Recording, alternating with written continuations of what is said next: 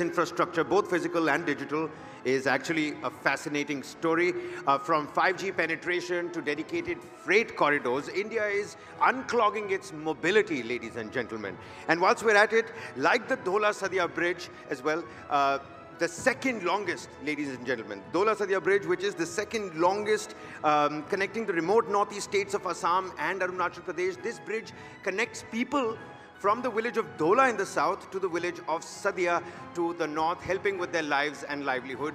The bridge is cutting down time for daily commuters by 5 hours, ladies and gentlemen, क्योंकि बनेगा तो बढ़ेगा India. Absolutely, Kabir. And in an era defined by rapid digitization, infrastructure development, his insights and experience, and we are talking about Union Minister Ashwini Vaishnaw here, are invaluable as we navigate challenges and opportunities that lie ahead. Absolutely. Please put your hands together, ladies and gentlemen, for the Honorable Union Minister of Railways, Communications and IT, Ashwini Vaishnaw. And to conduct this session, ladies and gentlemen, can I please ask my colleagues, TV9 Networks, Rakesh Khar and Karthik Malhotra. Gentlemen, the floor is all yours. Good afternoon, everybody. I'll request for one more chair, please, for Rakesh and me. I think enough introduction has been made, which was actually, Shweta, Kabir, quite unnecessary. Everybody knows the man behind whatever we are seeing today, from our UPI transactions to the Vande Bharat to the rollout of 5G, and dare I say, we are also venturing towards 6G. So, Mr. Ashwini Vaishnaw, thank you so much for joining us here today, sir. Rakesh, I'll request you to sit down while I pose perhaps my first question in a lighter vein to the minister. Sir, I know your sun sign is Cancer, precedes, in fact succeeds the other sun sign that I want to talk about. What's the first thing that comes to your mind when I say Gemini?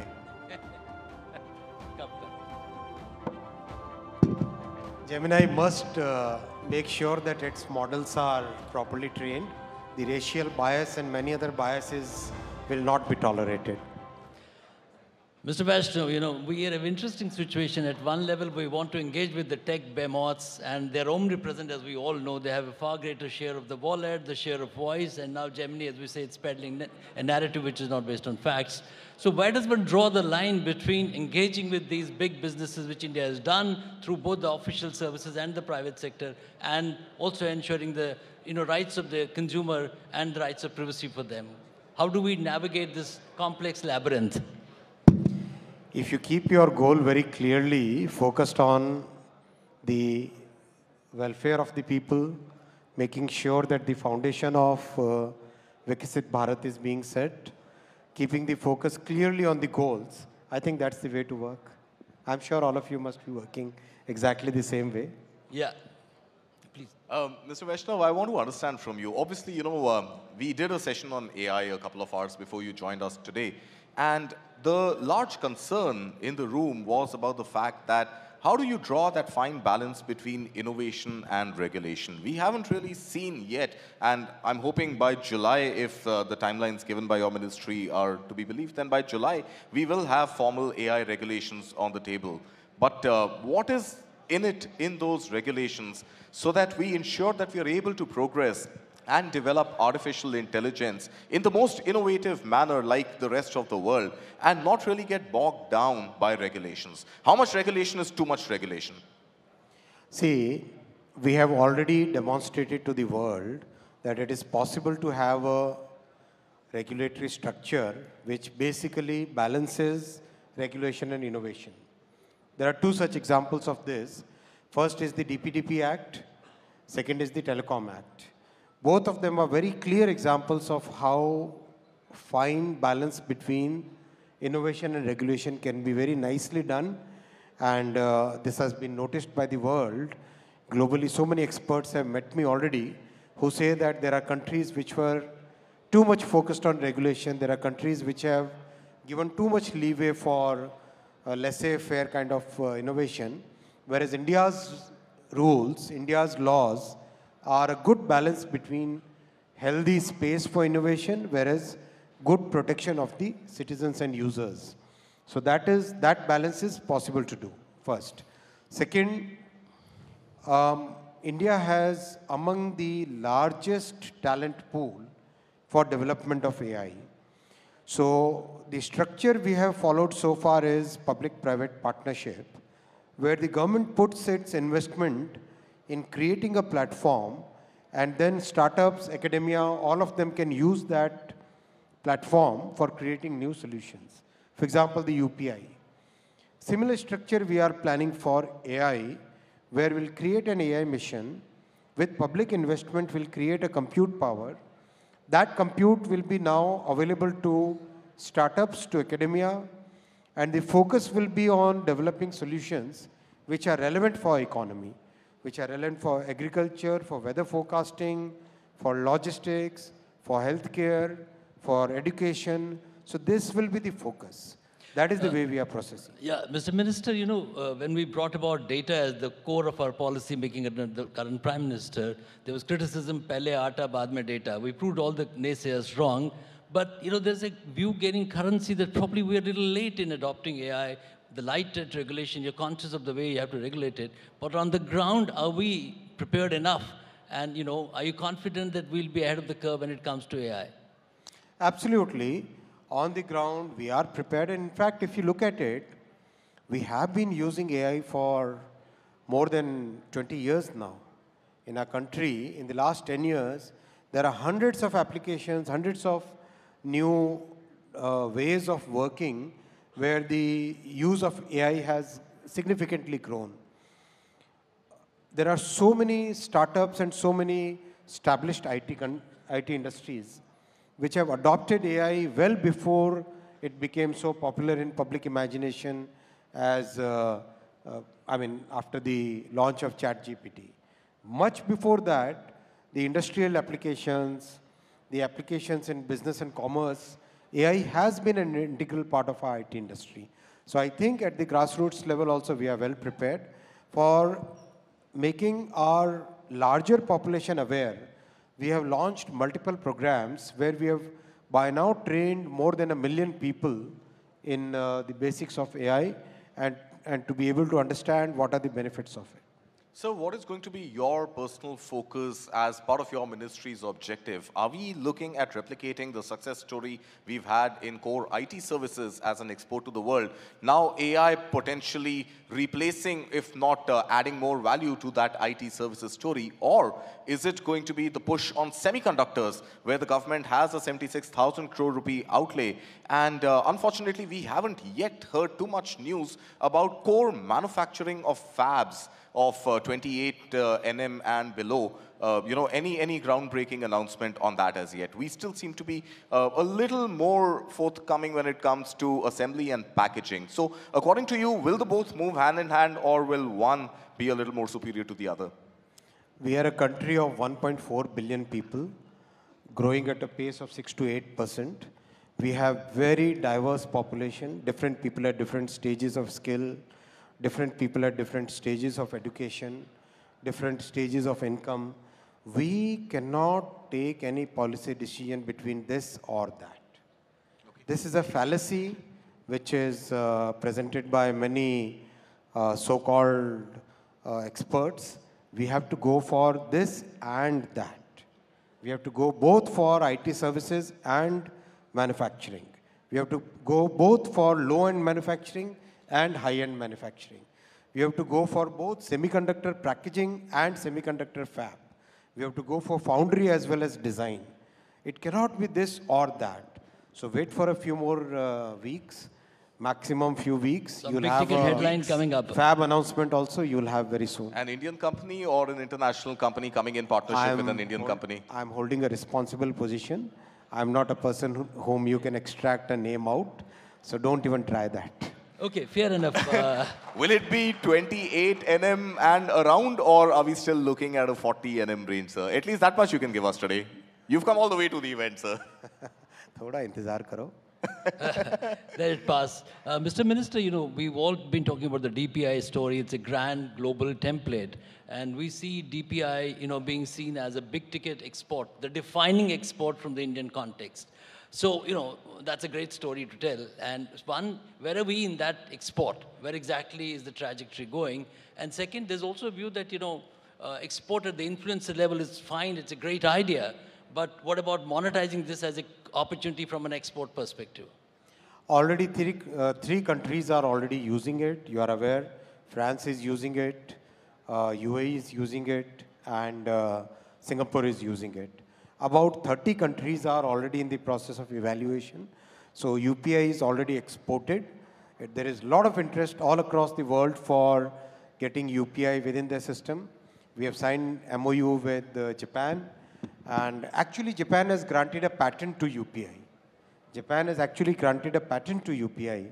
So it's a model, it's a technology which is today widely accepted as a very good way of designing the payment system. Moreover, above that, the structure that we have created, structure in which no one company can be dominant, that structure is highly appreciated by world over, by the policymakers as well as common citizens. Karthik, there's a related question here. You know, the DPI mechanism, obviously, we celebrated as a grand success. But back home, you know, it's largely running in the government, fuel. You know, it's being largely managed by the government, both as a cost center and also as an operational center. There's large talk of an ecosystem of entrepreneurship, you know, being built around in the private sector. Is that a stated objective, or you want to continue, so to say, subsidizing DPI, penetration in this country domestically? See, if you look at the model, if you try to understand it, then you'll find out how finely that balance between private and public sector is. Had it been purely developed by the private sector, imagine the concentration of this entire very, very important part of the Indian economy in the hands of one corporate or two corporates. Correct? Had it been purely done by government, there would be significant level of, we wouldn't have been able to reach a level which the energy of entrepreneurs can really take it forward. That's why the thought process of having a public-private partnership, where today more than 400 banks are already on the UPI, more than 35 million merchants are already on UPI, more than 400 million users are already on the UPI. If you want to start a payment application tomorrow, you can actually do it. So what is the idea? The idea, thought process is, our Prime Minister is very clear that technology has to be democratized. Technology should be available to every common citizen, as much to you as to a person in the remote parts of Jharkhand, as much to a person in Mumbai, as to a person on the boats of Kerala. It has to be equally available to everybody. That is the thought process by which this entire system has been designed. It is working very well. The world is appreciating, because this flattens the difference between the haves and have-nots. This is a way of inclusive growth. One of the most important objectives of Prime Minister Modi ji's economic policy is inclusive growth. Program after program is designed for inclusive growth. Everything that we do is designed to have has inclusivity as an integral part of it. Sir, I appreciate the UPI initiative of financial inclusion and the geographic unlimitations that it opens up. But in the context of ONDC, which is again an integral component of the overall DPI architecture, within ONDC, do you feel there is need for the government to actually create a platform and an enabling ecosystem for buyers and sellers? Aren't you, in a way, then getting into a competitive zone with private players? ONDC is a network of networks. Right. It is a network of networks. It's a platform of platforms, right? So today, let's say, Flipkart can also be part of ONDC, platform becoming part of the ONDC, right? Somebody who's new, who doesn't have a platform but wants to have an innovative test and innovative idea, they can also be a part of this. And a large part of the merchant community, especially the small retailers, very small logistics providers, they need not be worried about the concentration of power in the hands of a few. Okay. That's very important. That's why I sincerely believe, and I request all the policy makers to think about this as a way to, once again, democratize technology, make sure that technology is accessible to all, make sure that it doesn't get concentrated in the hands of the few. Is it fair for the government to keep subsidizing it, sir? There is no question of subsidizing it. Both the programs, whether it is UPI, whether it is ONDC, whether it is healthcare program, the logistics platform, education platform, every such platform has its own ways of monetizing, correct? Today, most of the UPI players, most of the ONDC players, most of the healthcare players, they are actually finding the platform as a way to increase their income. There is no question of subsidies here. Mr. Minister, the entire India economic growth story for decades has rested on the strength of our IT pack. But given the global headwinds, we have some challenges there. There are emerging economies also competing in that space. And the matter of the fact is also that we haven't been able to, so to say, reimagine the business model at one level. And also we have 3 or 4 big companies. We haven't been able to replicate the success that these 3 big ticket packs have achieved into other domains. Is that a matter of concern? Because it is the foundation on the tech story that India is so happy about. India's tech story has multiple number of players. I can see results coming, some very good ideas and many startups coming from tier 2 and tier 3 cities. So I don't know why your question. The scale that I was mentioning, Infosys, TCS, there will be some players who will grow very big, obviously, in every industry. But there are hundreds and hundreds of other players who are providing very good services. I know of one engineering outsourcing company which is today designing some of the most complex machines. I interacted with one chip design company which is small size, mid-size, but actually designing some of the most complex chips in the world. So there are hundreds and hundreds of such examples. Competition for the emerging markets. I request the media friends to keep your horizon broad. You cannot be like such a narrow view. Please keep your horizon broad. We invested in the India growth so many good examples out there.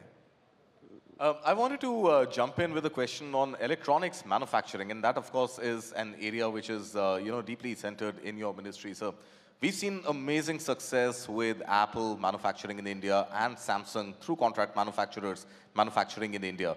There are reports about India wanting to start its own mobile manufacturing brand as well. What are the talks in your ministry around that, sir? Are we looking at building a brand that is going to be as compelling as an Apple or Samsung? See, from practically negligible, we have reached mobile manufacturing of $55 billion by now. Exports of about $12–13 billion this year. The component ecosystem is coming. Design talent is available. So this is a very natural progression from being a very small player 10 years back to a major player now. So it's very natural progression that our own brands start establishing, develop products, come to a level where they will be basically competing with the best in the world. So this is definitely the next target that we will be working towards our own Indian brand and also making sure that the component and design ecosystem grows in a very big way, exactly the way mobile manufacturing has grown so far. So what is going to be the role of the government in building those brands, sir, and how is the private sector going to partner with the government? See, 10 years back, how many startups were there? Very few startups. Today, more than 100,000 startups. Today, more than 100 unicorns are there. Electronics manufacturing from nothing to 100 billion plus. DPI, totally inexistent to a totally new framework. Government's role is to be that catalyst. Okay. Government's role is to be that enabler. Government's role is to be that force multiplier which can help the private sector, which can help the entrepreneurs develop solutions which are good. Mr. Minister, you're also revolutionizing the public mobility infrastructure in this country through the railways, and railways have a new name in Vande Bharat in terms of the public face, especially in the urban India. Are we sticking to the time plan that you have for this? It's one of the most prestigious projects that the Prime Minister has, and you are executing as the CEO of this project. Multiple points on this. First, very big focus on passengers, very big focus on new technology, huge emphasis on scaling up the work, significant reforms which have really changed the way railways operates, big focus on making it green. So there are so many dimensions of this point that I think it will require a full 1 hour session to be able to do justice to it. Are you happy with the state of development of platforms, sir? I understand, railway bogies and railway lines as one part of the story. When did you last visit a railway station? New Delhi railway station about a year ago, sir. And Pathankot railway station about 8-9 months ago. Right? So 10 years ago, if you would go to a railway station, you would have to actually pinch your nose. That was the condition, right? Today, stations are neat and clean. Just today, Honorable Prime Minister laid the foundation for 553 new stations. Few months back, Prime Minister had laid the foundation for 508 stations. And take a look at one of the presentations I gave just an hour back. How much work is progressing on each of these stations. Your person was there, TV9 person was there. कहाँ है? जो अभी railway board में थे, मेरे साथ थे. Anthony. Yeah, one of your colleagues was there. So take that presentation, take a look at that, run it on your show. Significant progress on each of those railway stations. This is world's largest station redevelopment program that no other country has ever attempted. And the progress is phenomenal. Take a look at those pictures where the work is being depicted along with the futuristic vision of that work. Mr. Minister, the theme today is infra, investment and IT. This is the intersection that's driving the India growth story. You yourself represent the intersection so well. You came from the bureaucracy, moved into be a big ticket leader for the corporate world, and then have come into politics full time. I'm happy to note that we have in you 3 very, very important economic ministries being manned, and the Prime Minister has shown tremendous faith in, so to say, giving these roles to top bureaucrats. So the B factor in the Modi government has suddenly become a big play. Does it put some additional pressure on you, or are you happy wearing various hats? Modi ji's factor is do factor. Do. Keep working. Keep achieving newer goals. Don't think small, think big. That is the B factor. Think big. That is the do factor. Keep doing, keep executing. But it has helped immensely in bridging the deficit between the bureaucracy and the vision of the government that it's outlaid over the last 10 years. Has it? Having understanding of government does help, definitely.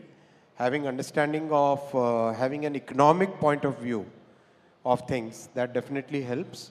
That definitely is a good advantage. Sir, I want to come back a little bit to, we were talking about smartphone manufacturing and we were talking about electronics manufacturing. I want to come back and maybe revisit, the IT hardware like PCs and laptops and certain restrictions that were imposed and then withdrawn. Why were those imposed in the first place? Why were they withdrawn? And are we likely to see a greater push towards more non-mobile electronics manufacturing with the upcoming semiconductor manufacturing that you spoke about happening here in India? And if I can add to that, Karthik, obviously it's been a reformist government. The results are for everyone to see. But, there are naysayers, but there is at times criticism of the policies being very inward-looking, So in that sense, this policy came in, it was withdrawn, the rationale to bring it in and the rationale to withdraw it. I think, Barun, you have to make sure that your teams are well attuned to the times. Bhai, आज already servers का manufacturing start हो गया India में. Laptops manufacturing has already started. थोड़ा जाके cover करो यार. These are good things which are already happening. It's not a question of inward-looking policy. This is a question of Atmanirbhar Bharat.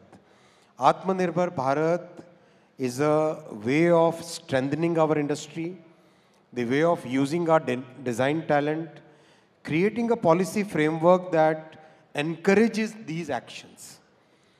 all the policies that we are making are done in consultation with the industry. There were extensive consultations. There are extensive consultations for everything that we do. You have seen when we formulated the DPDP Act, the consultations ran in the excess of 40,000 consultations. Telecom bill, 2022 onwards, we started working on it. I would have personally sat through at least 80 of consultations with the industry participants. Whatever we do, whatever policies come out, are basically done absolutely in consultation with the industry, and we are always open to changes. If something is giving a wrong signal, change it. Absolutely. If it has been done, even though if it is done with the industry in consultation with industry, even after that, if there is a signal which is not correct, then change it. Do you think it did give out the wrong signal, sir? Absolutely not. The industry was very clear on what it meant. Industry was very clear, and they were very comfortable with whatever was happening, and they only suggested that no, modify it like this so that the signal is correct. Okay. And are you happy with the state of manufacturing of these, servers? Absolutely, and laptops, it's going very strong. Please go out and cover it. You'll actually find beautiful stories out there. I'll tell you one. Yeah. I'll tell you one story. In one such manufacturing plant, the person who's working there is a girl from very remote part of Haryana, and she's working on that very complex machine for manufacture of a server, and the confidence with which she's working, phenomenal. Please go out and look at those human stories. They are so inspiring. They are so inspiring, significantly more inspiring than any film that you would have seen. No, I'm sure there's a great human story there. Of course. So we should. I know there's a great human story to all the manufacturing and the employment it generates, sir. But are we moving on track? What I wanted to arrive at was, are we moving on track to compete with the level of manufacturing that we are seeing, which require to process artificial intelligence? Will we be in time to compete with the likes of NVIDIA or Huawei to draw the next phase of growth for India's electronics? Absolutely. Some of the most complex semiconductor chips are designed in India. Most complex. The biggest semiconductor design talent is in India. 1/3 of the total semiconductor talent is in India. We have tied up with 104 universities ever since we launched the India Semiconductor Mission. We have changed the entire course curriculum. There are now semiconductor-focused BTech programs, MTech programs, PhD programs, clean room training programs. So there is absolutely a clear path towards India becoming the semiconductor capital of the world in the coming years. Nothing can stop it. Semiconductor capital of the world, nothing can stop us, is the word coming from Minister Ashwini Vaishnaw. Ladies and gentlemen, a huge round of applause for Ashwini Vaishnaw. Sir, thank you so much for being here with us today. Thank you, sir. To the Union Minister, Shri Ashwini Vaishnaw, please, sir, do stay on with us on the stage for just a couple more moments, sir. Rakesh, sir, you also please do stay on with us. Because coming up on stage, ladies and gentlemen, is MD Punewala FinCorp, Mr. Ajay Bhutra. Please come on stage, sir. Could you please felicitate the Union Minister? Our esteemed Union Minister. A big round of applause, ladies and gentlemen.